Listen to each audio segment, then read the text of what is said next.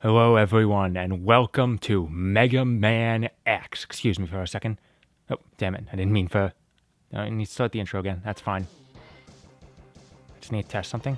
2, 3, 2, 3, 2, 1. That should be good enough. If you've never done video work, that's called a sync point, because I am recording both the audio and the video separately. So I need to have a good way to sync them in Premiere. Anyway, as I was saying, guys, welcome to Mega Man X. As you can see probably by the borders and just the timing, you can probably guess, I'm playing this on the Mega Man X Legacy Collection, which at the time of this recording came out today. It is like 10:30 in the morning. The Best Buy opened at 10 o'clock. I went there immediately to pick this up because, god damn it, I love Mega Man X. Like, I said it in my video about like everything wrong with Mega Man X, but this is my favorite game of all time. I adore this game to pieces. Everything about it is near perfect. Of course, I was still able to make a video about everything that was wrong with it. So if I'm taking a couple hits here, I normally wouldn't. I'm kind of distracted with talking. It's fine though. Yeah, as I said, I did make a video last year about everything wrong with this game. That was kind of a joke video, because it was like, hey, like the stupid things I was complaining about, like, oh, they misspelled this word, the grammar isn't perfect. You know, stuff. It was stupid stuff like that, and that was sort of the joke, that those were the worst complaints I could come up with for this game. Because other than that, it is just so perfect. And there's the other nice benefit of having done a video like that. It is because I've already done a video talking about everything wrong with this game. I can spend this Let's Play gushing, and I am absolutely going to do so, because god, this game is good. And where else to start with this intro stage? I don't really need to explain why this intro stage is amazing. Egoraptor already did a perfect job of it. Like, I understand people can criticize his skill as he's displayed on Game Grumps and how that affects his opinion on what is good game design. I know the Zelda review sequelitis spawned a lot of controversy involving that. But goddamn it, most people will still agree. His video on Mega Man X is still spot on. Like, everything he said in that video is correct. This intro stage is like an epitome of excellent game design, and includes riding on cars. That's not jump in front of it. It has spikes. I'm taking a lot more damage than I usually would, as in I'm taking damage at all. And by the way, I'm sorry if you can hear my controller clack. You know, that's kind of something I can't help. That's just the way the DualShock is. Yeah, I am playing the PS4 version of the game, just because I don't own an Xbox One and I don't own a Switch. And Mega Man is the kind of game that just feels better on a console than it does on PC. So right now we just need to take out a couple of these cars, 2 or 3 generally, and that leads us to our intro boss, Vile. or as he's known in Japan, Vara, which was changed because, either because, I personally think it's just because Vara doesn't fucking mean anything in English, so they changed it to something that has English meaning.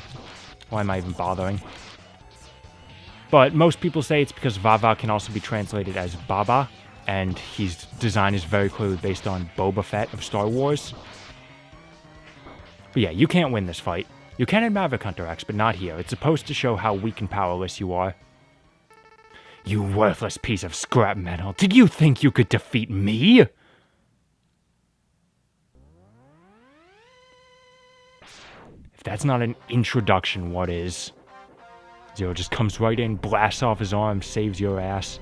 It was kind of weird with his X1 design, I admit. I'm much more used to his later designs. I guess I'm not powerful enough to defeat him. Yep, this version does not contain the damn at the beginning of the sentence that the original X collection did. X, you shouldn't expect to defeat him. He's designed to be a war machine.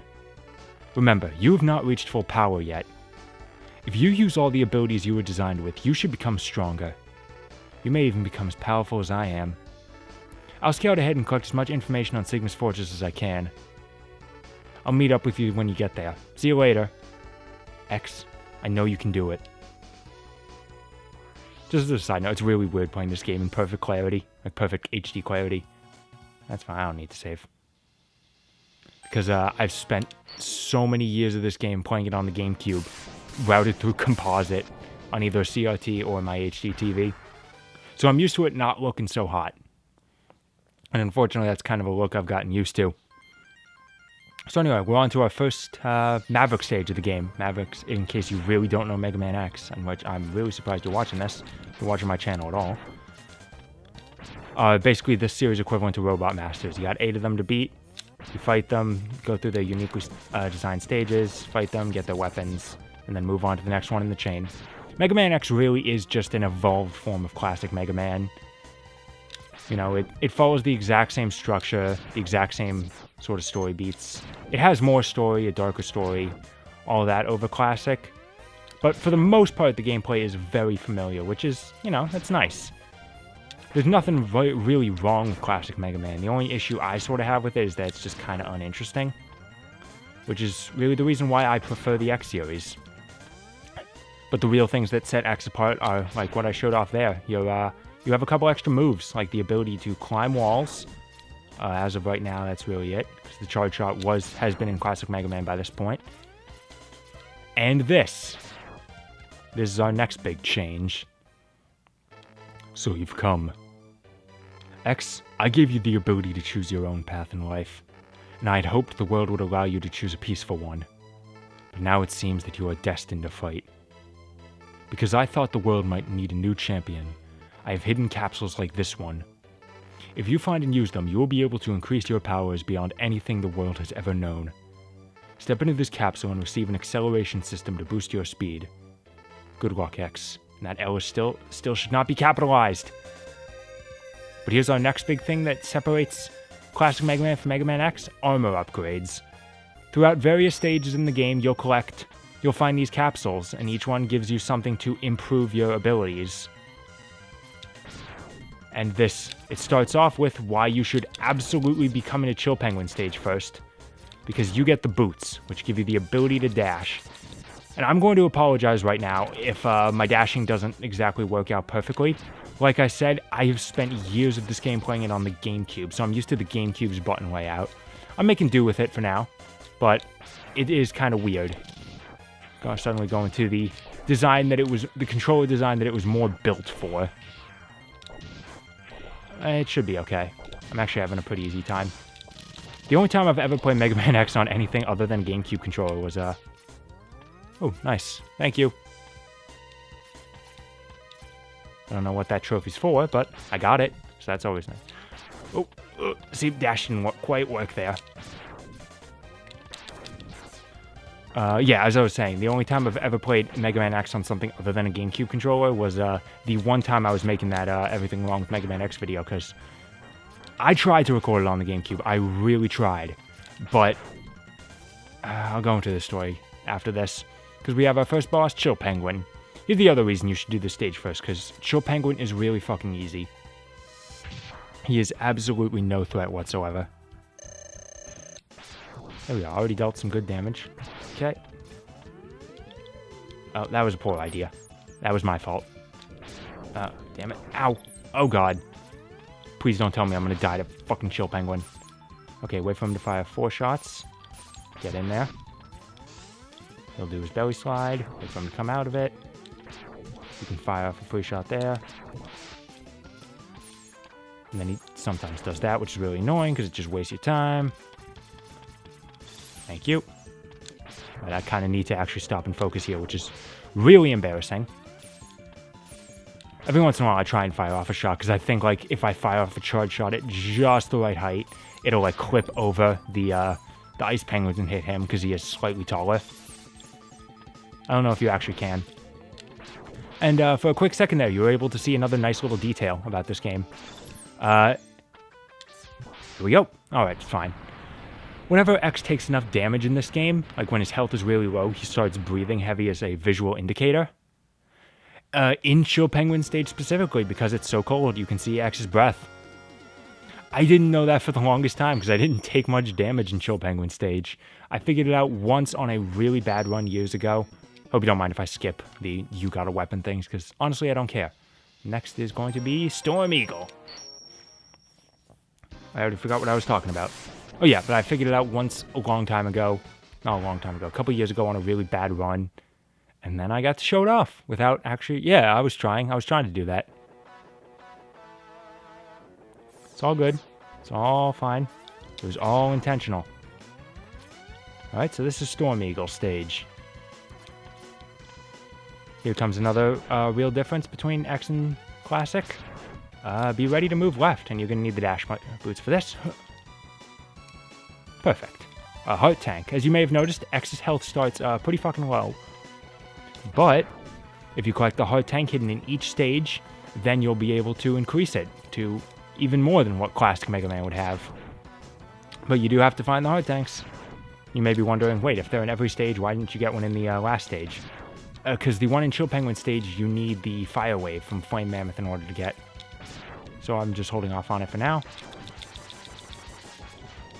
Anyway, yeah, so I was talking about like why I had to record the Everything Wrong with Mega Man X video on an emulator rather than my normal GameCube version.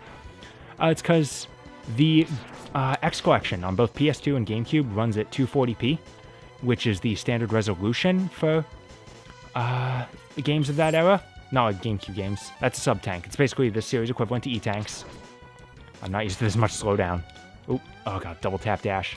I hate that. Thank you 04 for being the first game to turn that off.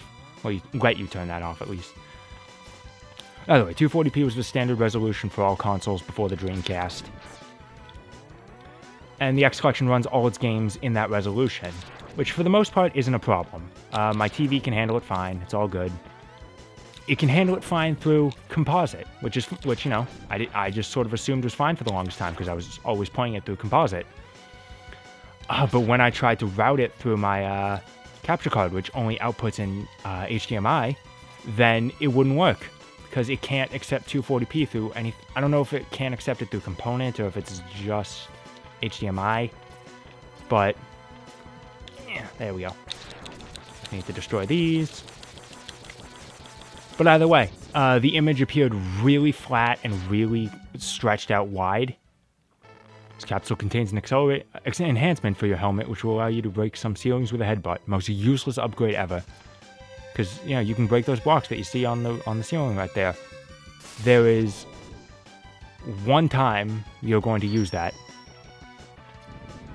Really exciting. It's basically worthless. Later games give it not even a secondary function, just a better primary function. But either way, you might be thinking like, okay, but it still displayed the 240p image, so I've played this game so many times I could get around it, and I was planning to do that. But the other problem with X Collection is that the menus, like the save menus that appear after each fight, display in 480i.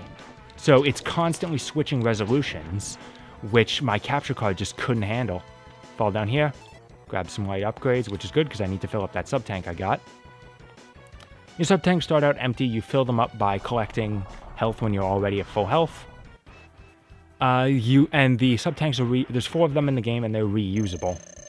So, I like them more than E-tanks, because, you know, you might think, like, oh, it's better that E-tanks are immediate, I guess, and you can carry more of them.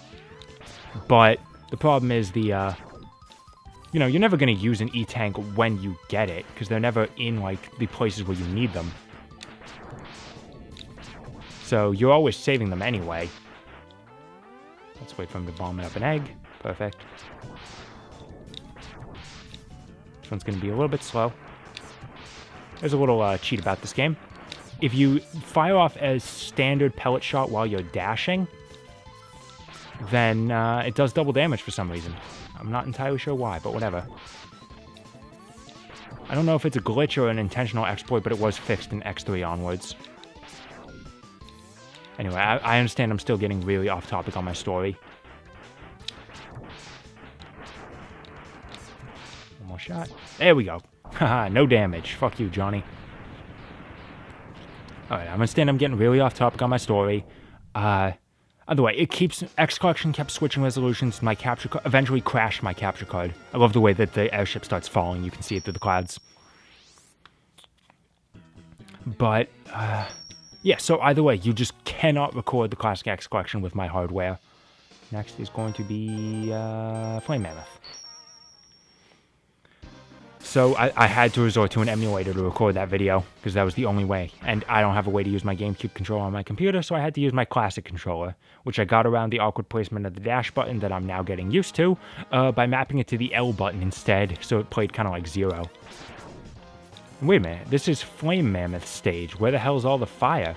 Well, that's another thing that X does, and like X1 is the only game that does it, and I don't know why, because it's awesome. But when you, the screen's kind of juddering. What the hell's going on? What is going on here? Like, you guys are seeing this too, right? Okay. No.